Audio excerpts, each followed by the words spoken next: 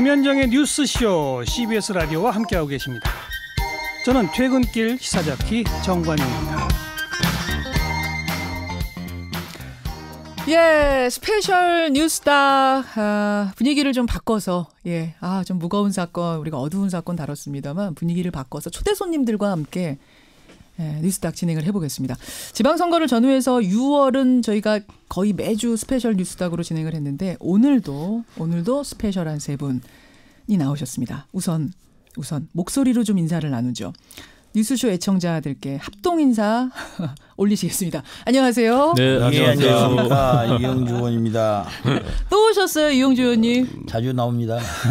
지방선거 직전에 나온 그 뉴스다, 그 인터뷰. 선거에 어떻게 도움이 좀 됐습니까? 선거에 큰 도움이 되셔야 되는데요. 아주 작은 도움밖에 안 된 것 같습니다. 아니, 왜 반응은 굉장히 뜨거웠는데. 근데 아마 반응은 뜨거우니 표는 다른 데 찍더라고요. 그게 문제예요. 그게 문제입니다. 문자는 뜨겁게 보내주시고 다른 데 찍으신 그분들. 정의당 김종대 의원님 어서 오십시오. 예, 반갑습니다. 지난번에 강철 이빨이라고 소개를 하셨던 게 아주 인상이 강했어요. 아, 그랬습니까? 선거 때니까요. 그 문자로 마이크 타이슨 얼굴이 겹쳐진다. 이런 분도 계시고. 네. 제가 얼굴이 까맣게 탔습니다. 실제로. 네. 선거는 잘 치르셨어요? 그때 마지막 며칠 남은 마지막 날들? 저희는 목표 달성은 못했지만 그래도 너무나 소중한 220만 표 정말 감사하고 고맙고 이 따뜻한 정성 계속 잊지 않겠다고 거듭거듭 다짐하고 있습니다. 아니 얼굴이 오히려 김종대 의원은 그때 그 선거 전보다 지금이 더 여유 있어 보이세요. 정말. 그렇습니까? 예. 220만 표의 힘이겠죠. 220만 표에. 예. 밥을 안 먹어도 배가 부른 그런 어떤 큰 밥상은 아니지만 너무나 소중하고 이렇게 소담하게 담긴 정성. 반찬이 많은 건 아니지만 무슨 수라상처럼 거한 건 아니지만 딱 맛있는 반찬만 골라 담겨 있는 그런 밥상 괜찮잖아요. 아니 우리 한정식집 가서 그거 다 먹습니까? 그거 남기고 와요 대부분. 소담하게 깔끔하고 예쁘고 반듯하게. 저희는 주신 그 따뜻한 정성. 정말 감동이죠. 네. 정의당 굉장히 여유 있습니다. 이제는 찬밥 먹다 이제는 따뜻한 밥 먹게 돼 있으니까 반찬 가릴 처지가 아니죠 지금. 찬밥 먹다. 가릴 처지가 아닙니다 저희. 잘 오셨어요 어쨌든 김종대 의원님. 그리고 바른미래당 오늘은 오신환 의원, 새로 꾸려진 비대위의 비대위원 맡으셨죠? 네네, 그렇습니다. 어서 오십시오. 오신환 반갑습니다. 의원 나오셨습니다. 예, 오신환입니다. 청취자들께 인사 한 말씀 하시죠. 예, 청취자 여러분 안녕하세요. 저 바른미래당의 현재 비대위원 맡고 있는 오신환 의원입니다. 반갑습니다. 저 뉴스쇼에는 처음 인사하시는 것 같아요. 네, 처음 왔습니다. 분위기 어떻습니까? 예, 아담하니 좋은데요. 저희도 밥상이 소박하죠. 저희도 수라상은 아닙니다. 잘 오셨어요. 네. 사실은 선거 전에 이 세 당을 모셨을 때, 그러니까 저희가 여당과 제1야당을 따로 한번 뉴스닥을 하고, 그리고 세 야당을 따로 한번 뉴스닥을 했을 때, 그때는 이제 우리 당 뽑아주십시오. 장점 위주, 자랑 위주의 말씀들을 많이 하셨다면, 오늘은 이제 선거 끝났습니다. 조금 허심탄회하게 속마음들, 당의 걱정거리들, 고민들 이런 거 털어놓고 서로 덕담도 좀 하고 해법도 제시해주고 이런 코너였으면 좋겠어요. 네, 그렇게 해야죠. 괜찮으시겠습니까? 오 의원님 괜찮으시겠습니까? 네, 그럼요. 선거하고 당 분위기부터 한번 살펴보겠습니다. 아까 제일 여유 있어 보였던 정의당. 네. 괜찮죠 분위기?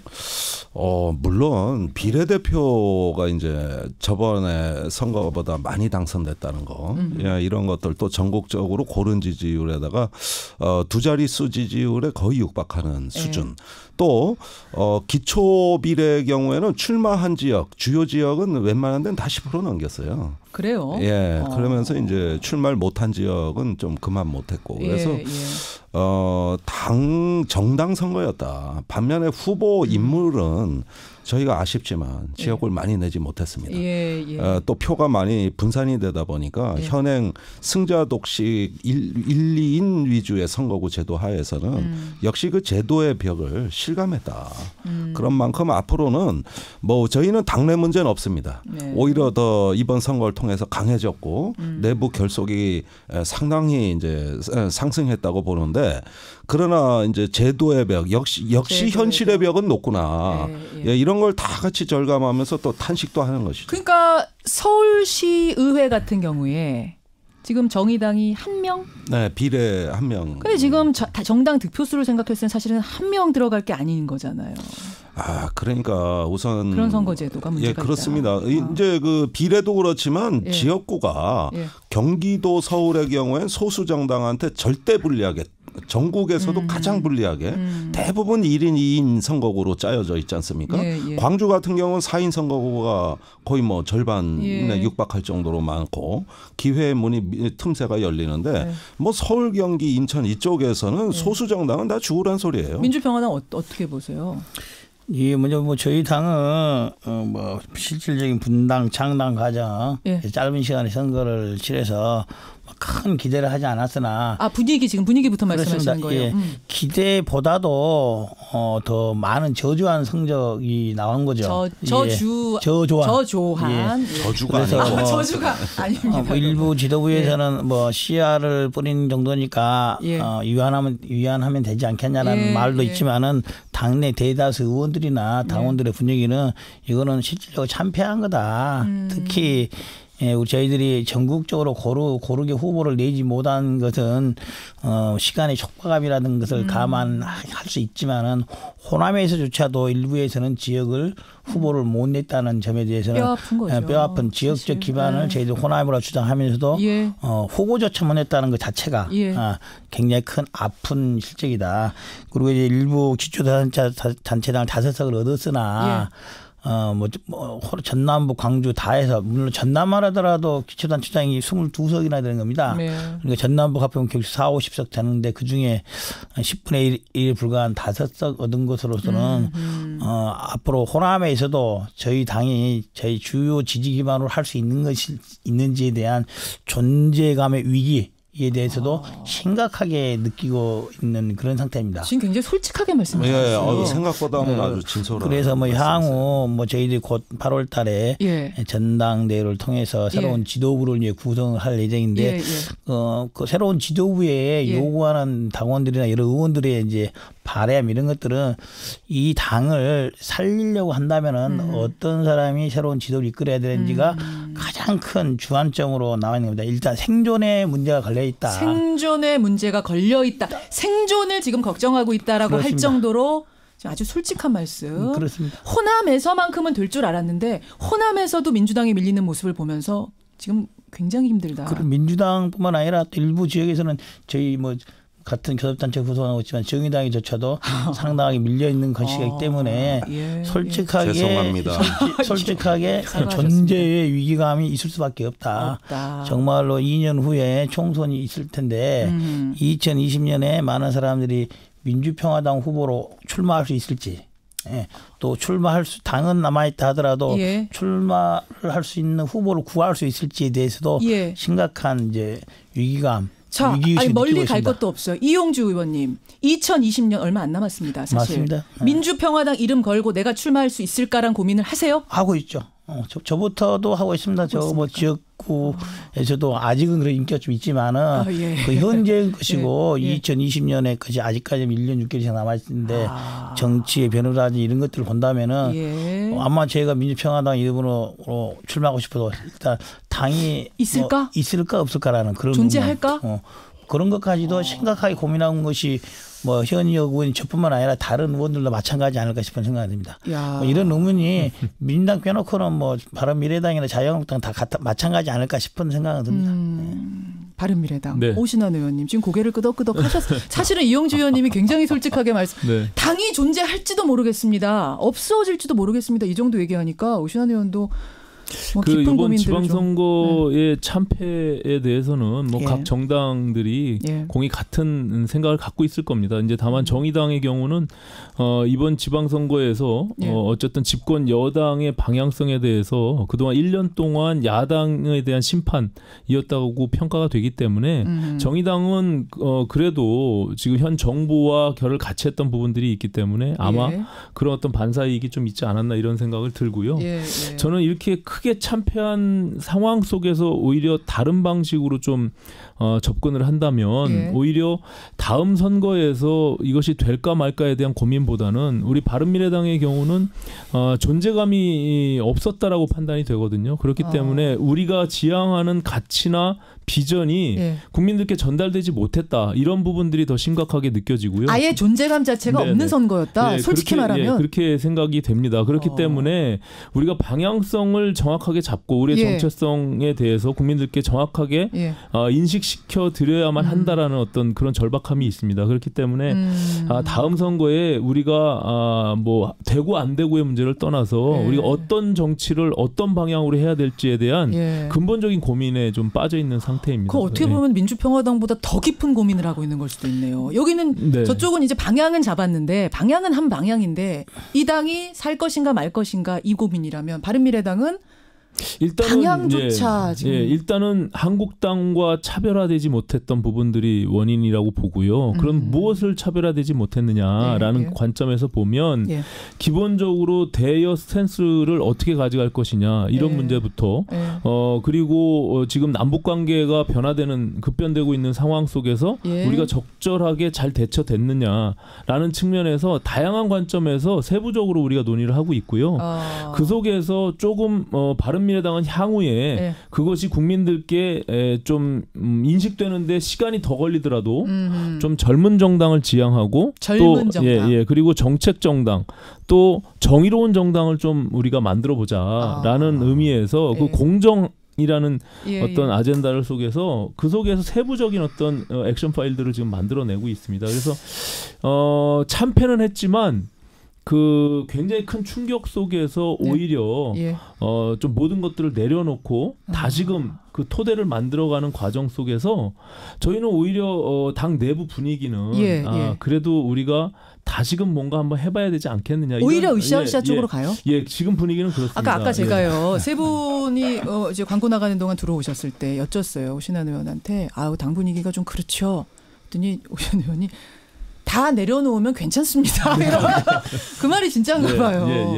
다 내려놓으면 바닥부터 다시 시작하는 느낌. 이게 뭐가 되려고 하면은 사실은 그 집착이기 때문에 지금 뭐 저 한국당에서 뭐 전원 불출마 얘기가 나오잖아요. 총선 정치인으로서는 그것이 가장 큰 내려놓는 것이거든요. 가장 크죠. 국회의원 출마 안 하겠다. 그런 마음까지도 갖는다면 뭐 저는 뭐래도 할 수 있다 이런 생각이 듭니다. 그렇기 때문에 바른미래당도 그러실 수 있어요?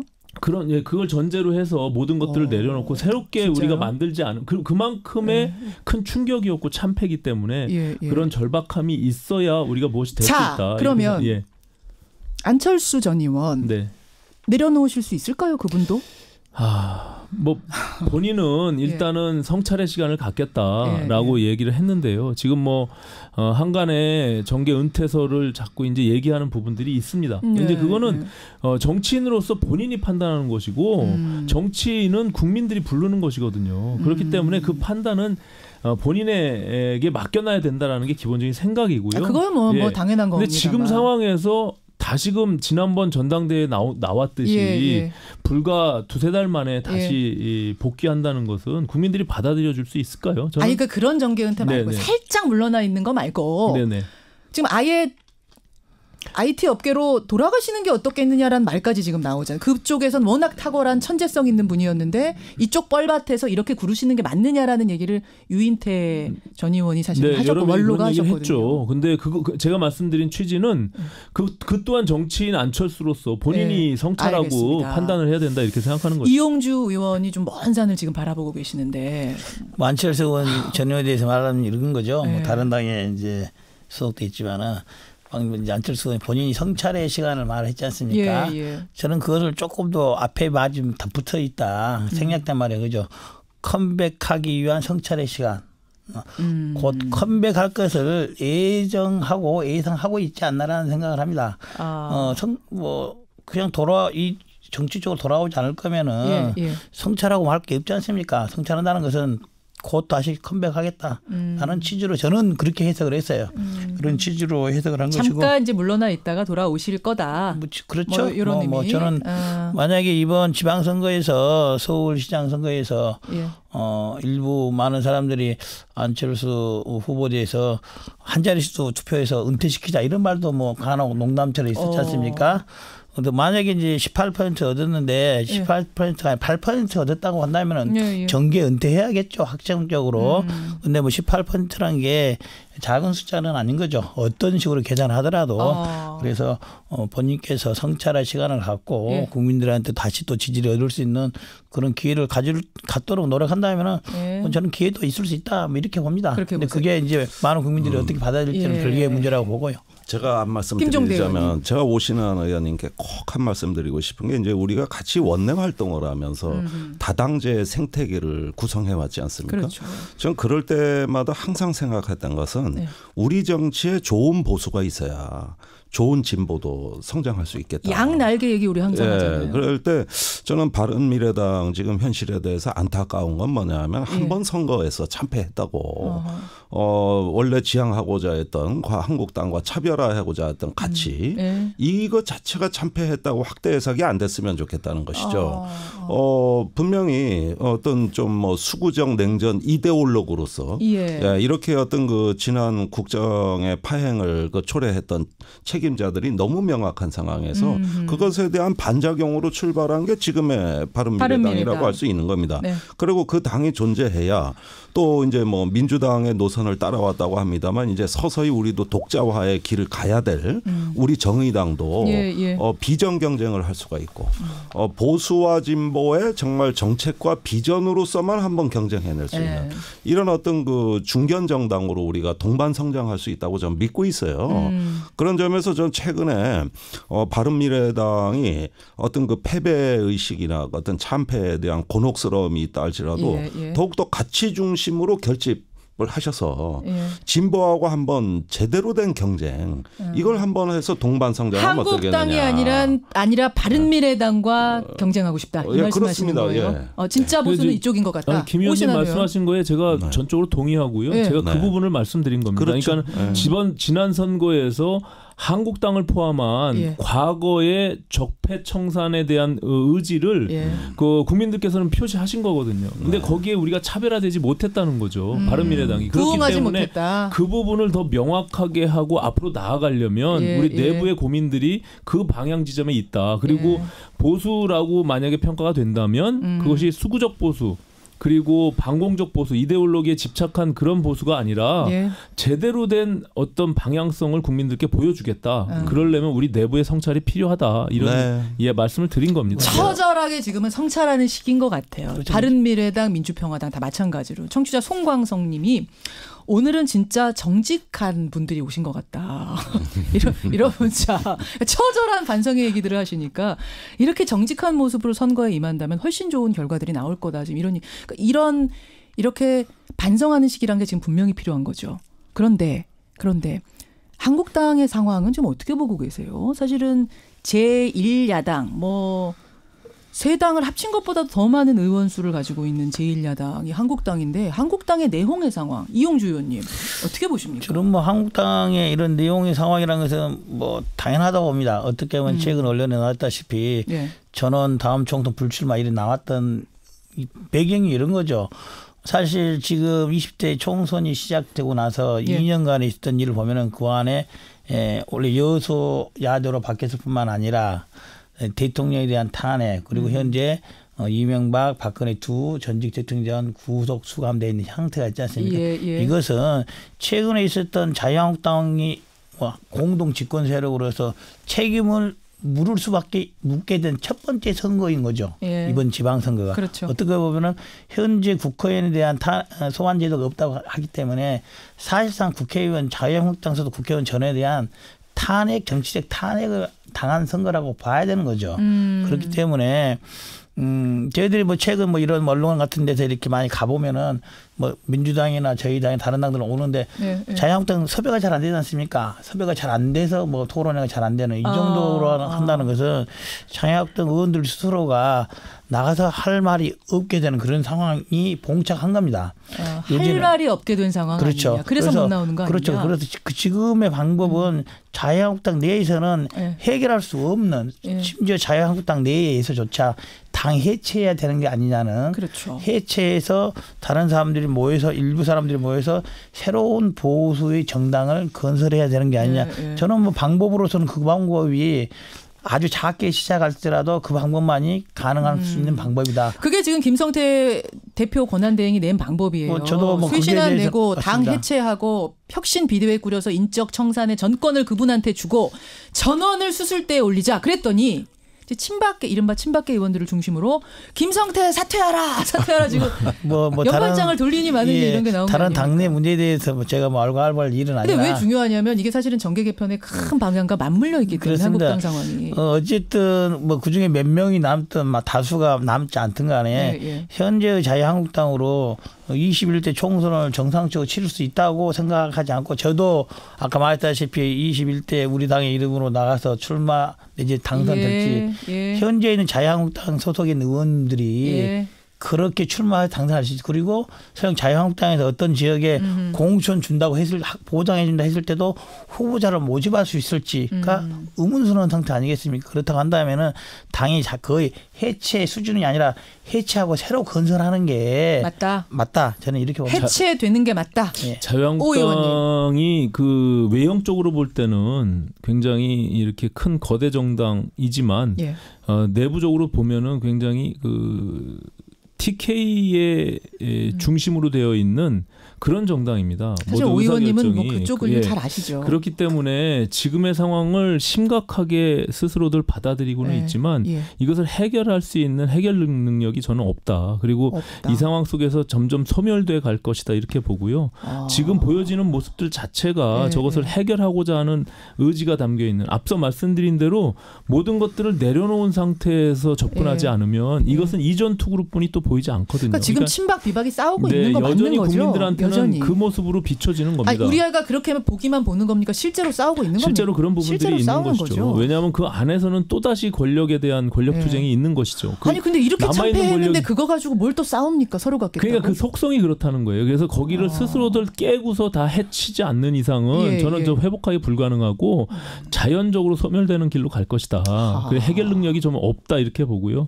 그런 측면에서 보면은 아까 김종대 의원님 말씀하신 저는 자유한국당도 스스로 개혁하고 변화돼야 된다고 봅니다. 그러면서 특히 범보수 진영이라고 한다면 그 안에서 또 경쟁이 일어나야지만이 이게 건강하게 성장할 수 있다고 보거든요. 그런 측면에서 보면 좀 안타깝고 그래도 어쨌든 굉장히 오랜 시간 국정을 운영해 왔고 또 어떤 그런 정통성을 갖고 있었던 한 정당이 저렇게 몰락해가는 과정들을 봤을 때는 저는 한국 정치사적인 의미에서 봐도 굉장히 좀 안타깝다.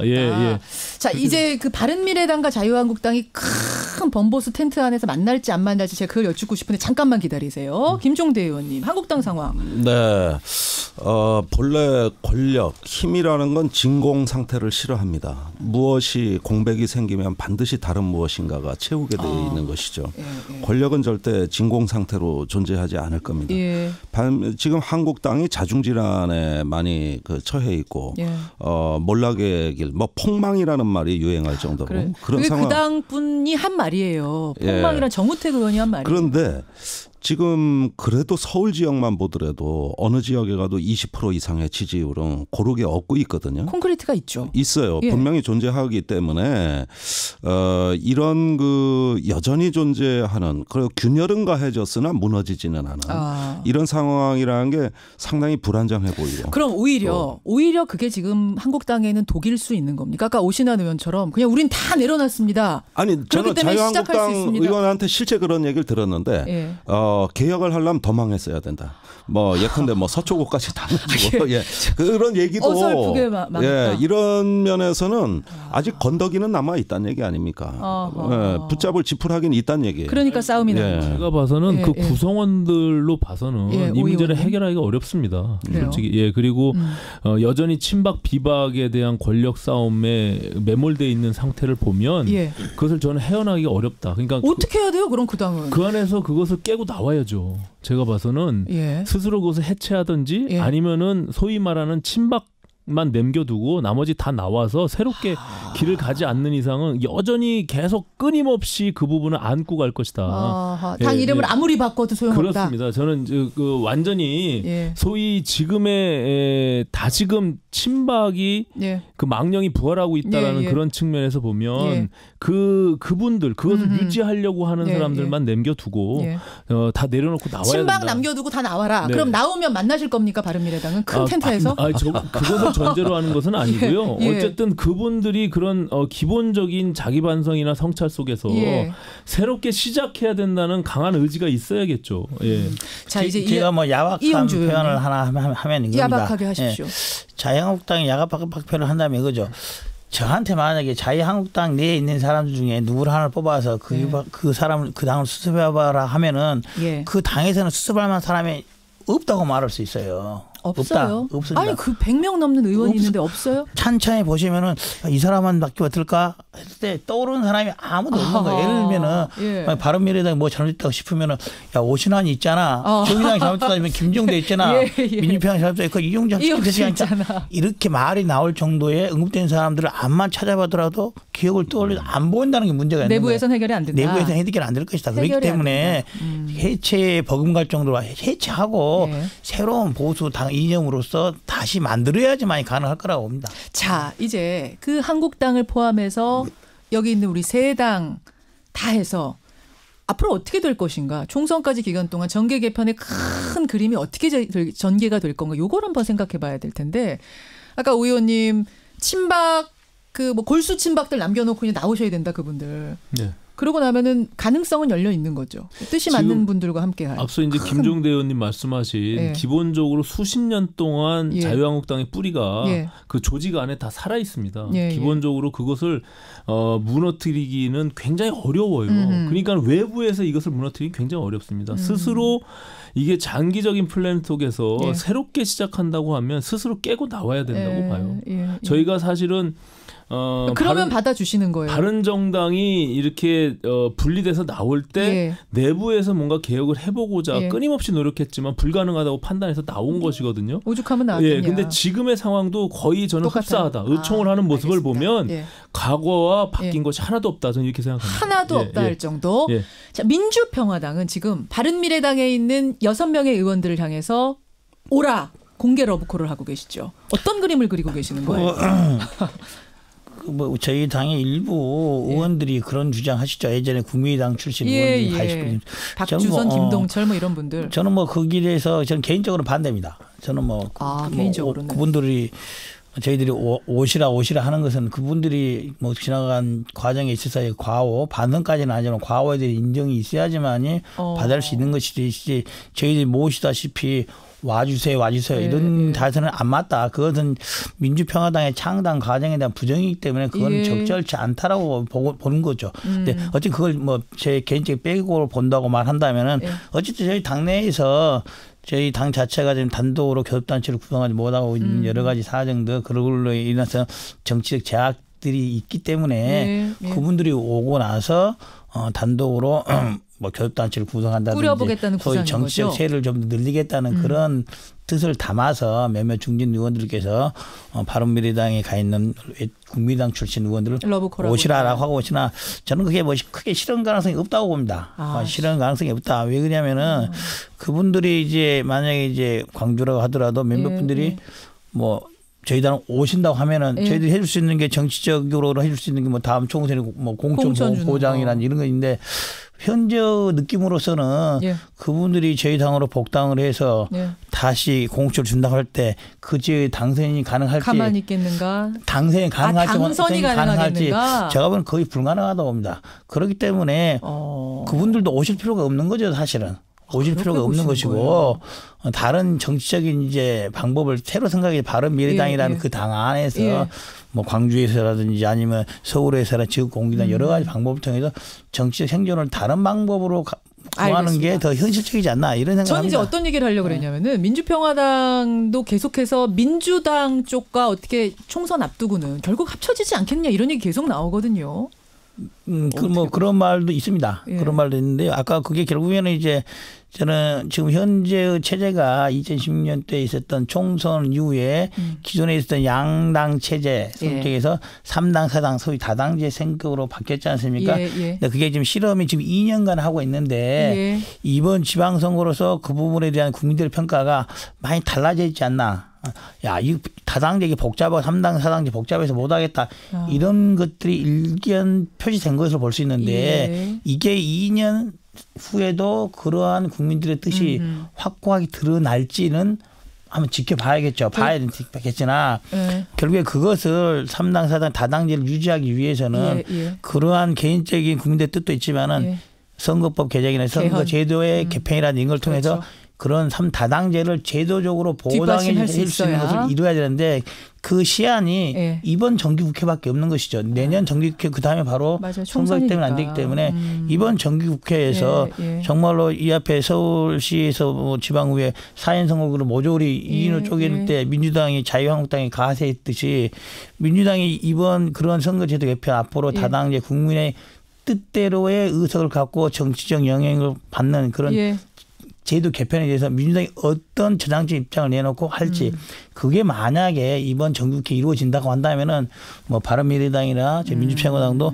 그런 제도적 개편 속에서도 그런 것과 다 맞물려 있다고 보시는 거군요. 제도 개편 속에서 당도 살아남을 수 있고 가능할 텐데 그게 어렵다 한다면은 알겠습니다. 뭐 원투로 원치 않던 정치 개편에 소응대로 다 힘할 수밖에 없지 않나라는 그런 생각을 합니다. 그런데 이번 지방선거에서요. 저는 저 참패 원인이 민주평화당도 그렇고 바른미래당은 존재감이 없었잖아요. 지금 정당 득표율이 1.68% 민주평화당이 전국에서 그리고 바른미래당이 7.62%인데 상대적으로 정의당은 민주당 이중대라는 일부의 의견 얘기가 있긴 했지만 이념 정당으로서 본인의 정체성을 분명히 갖고 있기 때문에 그래도 투표할 가치가 있다 이렇게 본 거거든요. 근데 바른미래당은 언제든지 자유한국당과 함께 섞일 수 있고 민주평화당은 민주당으로 넘어가려고 하는 의지를 갖고 있는 사람들이 속해 있고 이런 것들이 국민들이 다 보는 거예요. 안 볼 것 같지만 그렇기 때문에 저는 그 정체성을 명확하게 하지 않으면 언제든지 사라질 것이다. 언제든지 사라질 수 있을 것이라는 게 지금 바른미래당 의원 얘기입니다. 그리고 스스로 흔들리기 때문에 자꾸 박지원 의원께서 우리 바른미래당의 6명의 호남 의원들 돌아와라 하는데 나간 사람들은 본인이고 또 박지원 의원이 늘 점쟁이처럼 자꾸 예상을 하는데 맞는 점쟁이가 아니에요. 하나도 맞지 않았어요. 안철수, 김문수 단일화한다고 했지만 결과적으로 틀렸잖아요. 알겠습니다. 저는 사이비 점쟁이다. 그렇기 때문에 앞으로는 그런 이상한 점치지 마라. 저는 이렇게 얘기하고 싶습니다. 자, 정의당의 김종대 의원의 마무리 발언 되겠습니다. 네, 글쎄 오늘 제일 발언 적게 하셨어요. 저 다당제에 대한 어떤 가치가 지난 20대 총선에서 이제 국민들의 선택으로 나타나는데 저는 아직 이거 훼손된 가치가 절대 아니라는 점을 강조드리고 싶습니다. 분명히 이제 모든 민주국가들이 대부분 다당제 국가에 우리도 막차를 타고 이제 진입하는 것이고 그런 상황에서 한두 번 선거에서 다른 변수가 생겼다고 해서 그 가치를 잊어서는 안 된다. 그리고 선거제도 개혁을 통해 가지고 그런 걸 제도화하라는 건 이제 국민의 명령이자 시대 정신입니다. 심지어 저 자유한국당까지도 헌법 개정에서 비례대표제 연동형 비례대표제 수용하겠다는 거 아닙니까? 자, 마지막에 세 분이 지금 일제히 고개 끄덕이시는 걸 제가 확인했습니다. 오신환 의원 마지막에 웃으시는 거 제가 확인했어요. 다당제 뿌리 내려야 된다. 이 부분에 세 분이 다 지금 동의하시는 거죠. 저는 100% 동의합니다. 100% 동의. 자, 오늘 바른미래당, 민주평화당, 정의당 세 당과 함께 선거 뒤풀이를 해봤습니다. 여러분은 어떻게 생각하십니까? 다당제 될까요? 총선 다가와서 세 당의 운명은 어떻게 될까요? 의견 주시죠. 오늘 세 분 고맙습니다. 감사합니다. 바른미래당 오신환, 민주평화당 이용주, 정의당 김종대 의원이었습니다.